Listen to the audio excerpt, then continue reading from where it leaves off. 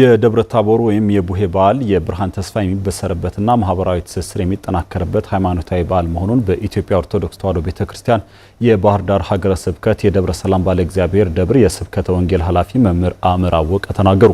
በዓሉም በአማንያኑ ዘንድ በታላቅ ድምቀት ይከበራል። ትዕግስት ሱባለው ደመና ብሩህ ወጸለሎሙ መጻቃልም ደመና ዘይብል።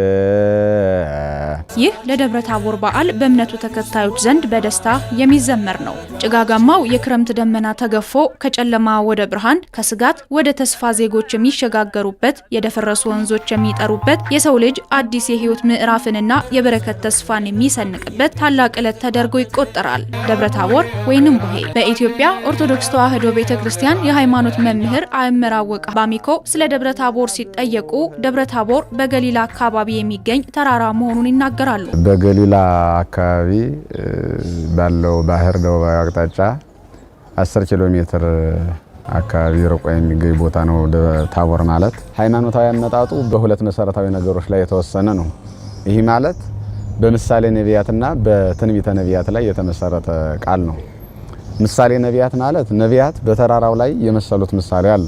ነባረቅ ዲቦራ የሚባሉ በጥንት ዘመን ለእስራኤል ሰላምን ያወጁ ጠላትን ያጠፉ ሰዎች ደብረ ታቦር ላይ ጠላትን አሸንፈዋል። አሁን ደብረ ታቦርን የምናከብረው ይህ ምሳሌ እንዲፈጸም ነው። ኢየሱስ ክርስቶስ ደግሞ በዚህ ተራራ ላይ በልበ ሐዋርያት ላይ ነግሶ የነበረን የዲያብሎስን ጥላቻ አሸንፎ አሳይቷል። ለዚህ ተራራ ላይ በሐዲስ ኪዳንም ኢየሱስ ክርስቶስ ብርሃነ መለኮቱን ገልጦ የመጣሁበት ዓላማ እናንተ ጋር የተወዳጀሁበት ዓላማ ይሄ ነው ብሎ ብርሃነ መለኮቱን ገልጧል። በደብረ ታቦር ከተገለጠው ብርሃነ መለኮትን ለማሰብ ከሚደረገው የችቦ ማብራት ሁነት ባሻገር በዕለቱ የጅራፍ ማጮህና የሙልሙል ዳቦ ዝግጅት ተግባራት የራሳቸው ጥልቅ የሆነ ትርጉም እንዳላቸውም መምህሩ ያስረዳሉ።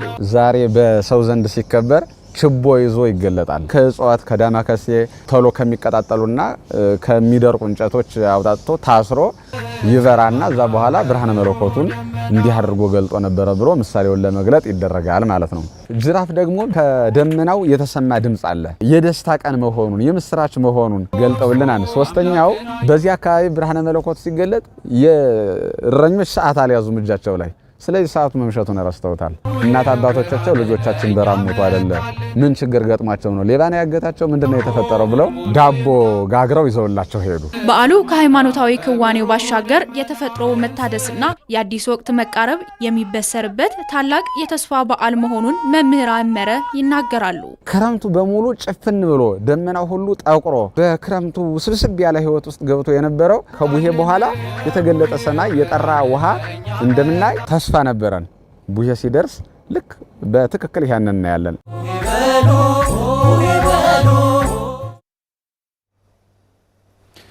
የደብረ ታቦር በዓል የክረምት ወቅት መገባደጃ ተደርጎ ሲቆጠር ለሰው ልጆች አዲስ ተስፋን የሚሰጥ ስለመሆኑ ይነገራል። ተስፋ ደግሞ ሰዎች ነጋቸውን የተሻለ ለማድረግ ዛሬ ላይ የሚይዙት ጅምር ነው ይላሉ የስነ ልቦና ባለሙያዎች። አሚኮ ያነጋገራቸው የሃይማኖት አባቶች በበኩላቸው የደብረ ታቦር በዓል ለሰው ልጆች የፍሬና የመሻገር ምልክት ተደርጎ የሚቆጠር ነው ብለዋል። የደብረ ታቦር በዓል ተስፋና መሻገር ያላቸው ትስስር ምንድነው? ባልደረባችን ኤልያስ ፈጠነ በትንታኔ እንደሚከተለው ያስቃኘናል።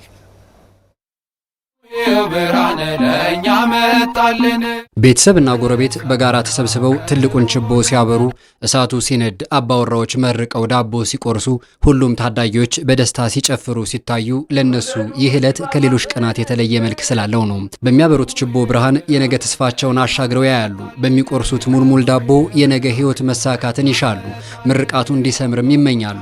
ይህ ሁሉ የሚሆነው የደብረ ታቦር በዓልን በመንተራስ ነው። ደብረ ታቦር ከሃይማኖታዊ ትሩፋት የተሻገረ የሰዎች የነገ ተስፋ መሰነቂያ ምልክት ተደርጎም ይወሰዳል። ለምን ቢባል ደብረ ታቦር ወይንም ቡሄ የመሻገሪያ ወይንም ተስፋን የማድረጊያ ዕለት ተደርጎ ስለሚቆጠር የሃይማኖት መምህሩ አእምር አወቀ። በዚህ በክረምቱ ውስጥ ተስፋ ነበረን። ከቡሄ በኋላ የተገለጠ ሰማይ የጠራ ውሃ እንደምናይ ተስፋ ነበረን። ቡሄ ሲደርስ ልክ በትክክል ያንን እናያለን። አዲስ ዘመን አዲስ ሰው ሆኖ መቀበል ይፈልጋል እና አዲስ ሰው ሲሆን ገላው ሁሉ በሳምንት ሱባኤ በሚመስል መልኩ ቤተክርስቲያን እየሄደ ጸበል ይጠመቃል። አዲስ ሰብዕና አዲስ ሰውነት ይዞ ለመቅረብ ይፈልጋል። ሰው ምንድነው የኖረውን አታስቀጥልብኝ እንግዲህ በኋላ ደግሞ አዲስ ተስፋ ስጠኝ ማለት ነው። ደግሞ ሌላ ትሩፋት እንሆ ምድር ስትለመልም አበቦች ሲፈኩ ከደብረ ታቦር ወይንም ቡሄ ማግስት ይሄ ሁሉ ሁነት ሲታይ የሰዎች ስነ ልቦናም በዛው ልክ አብሮ ይገዝፋል። ሌላኛው በኢትዮጵያ ኦርቶዶክስ ተዋሕዶ ቤተክርስቲያን ውስጥ መምህር የሆኑት መልአከ ገነት ቀሲስ ኃይሌ አየለም ምድሩንም ራሱ ስታየው ተፈጥሮ በራሱ ተስፋ እንዳለው ታሳያለች። አበባው እኮ ተስፋ ፍሬን ይዞ ነው የሚመጣው። አበባ ከሌለ ፍሬ የሚባል ነገር የለም። አበባ ስትመለከት ፍሬ እንዳለ ታስባለህ። ፍሬ ካለ ደግሞ ምግበ ስጋ የሚሆን ነገር አለ ማለት ነው። ለህዝቡ የሚሆን ለሀገሪቷ የሚሆን ነገር አለ ማለት ነውና እውነት ነው። ይሄንን አበባዎቹ የተስፋ ምሳሌዎች ናቸው። ደብረ ታቦር ወይንም ቡሄ ተስፋን የማድረግ ዛሬ ላይ ሆኖ ነገን የመመልከቻ ግብአት ነው። በብዙ ፈተና ውስጥ የሆነ ሁሉ ነገ አሸናፊ ለመሆን ከተራራው ማዶ ያለውን ደልዳላ መሬት በማለም በጽናት መንገዱን ይቀጥላል። ለጉዞው ዋና ስንቁ ደግሞ ያለው ተስፋ ነው። ተስፋ ምኞት ወይንም መሻት ደግሞ ከክረምቱ ማግስት እንደሚፈነጥቀው የፀሐይ ብርሃን እንደሚገፈፈው ጉም በአማረ ሰብል እንደሚሸፈነው ምድር በሰው ልጆች ላይም የመሻገርና ነገን የመናፈቅ የሐሴት መንገድ በውስጣቸው አለ። የደብረ ታቦር ሌላኛው መልክም ይኸው ነው። ከርሞ የተሻለ ስራ ይኖር ይሆን ብሎ በስራው ደካማ ተማሪ ከሆነ ከርሞ የተሻለ ተማሪ ይኖር ይሆን፣ በመስሪያ ቤት የሚሰራው ደግሞ ዘንድሮ ዝቅተኛ ከሆነ ከርሞ ደግሞ እንዲህ አይነት ከፍታ ወይም ደግሞ የሥራ ደረጃ አገኝ ይሆን እያለ ብዙ ተስፋ አለው። የለመለመ ተስፋ አለው። ከዝናቡ በኋላ የሆነ ፀሐይ እንደምትወጣ ወይም ደግሞ ብራ እንደሚሆን የሆነ ተስፋ ይኖረናል። ልክ ይሄ ክረምት ወጥቶ ደረቅ መሬት መርገጥ፣ ይሄ የለመለመው ወይም ደግሞ የበቀለው ወደ አበባ ወደ ፍሬ መድረስ፣ እንዲህ አይነት ተስፋ ህዝቡ ይመኛል። ታዋቂው የስነ ልቦና ባለሙያ ዶክተር ወዳጀነህ መሐረነ ደግሞ ተስፋን ከግለሰብ ዓላማ ጋር መሳ ለመሳ ያስኬዱታል። እርሳቸው እንደሚሉት ሰው ነገን ተስፋ ሲያደርግ ተስፋውን እንዲኖር የሚያስችለውን መርህ ሊከተል ይገባዋል ባይ ናቸው። እደርስበታለሁ ብዬ ያሰብኩትን ቦታ የሚመለከቱ ሰዎች ጋር አሶሴት አደርጋለሁ፣ እጠነቀቃለሁ ለነገ ማለት ነው።